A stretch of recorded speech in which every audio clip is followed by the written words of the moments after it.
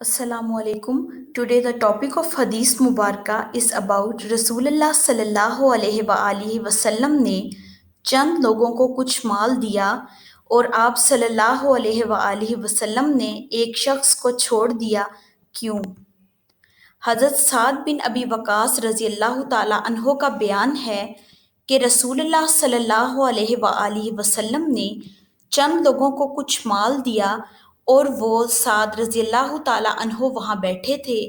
आपने एक शख्स को छोड़ दिया, यानी उसे कुछ ना दिया, हालांकि वो तमाम लोगों में से मुझे ज़्यादा पसंद था।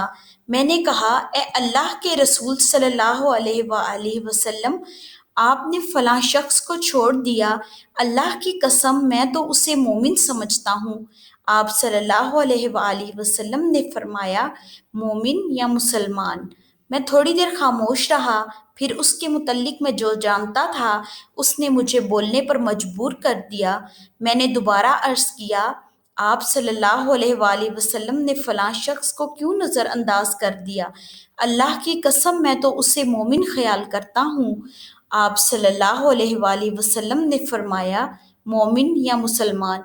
मैं फिर थोड़ी देर चुप रहा, फिर इसके मुतल्लिक जो मैं जानता था उसने मुझे मजबूर किया तो मैंने तीसरी मर्तबा वही अर्ज किया और रसूल सल्लल्लाहु अलैहि वसल्लम ने भी वही फरमाया।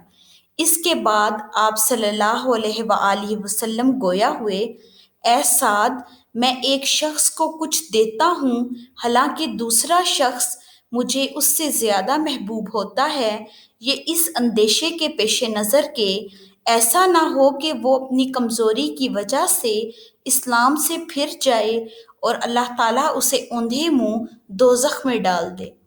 Thank you for watching. Please like, share, comment and subscribe our channel for more videos and hit the bell icon for notifications.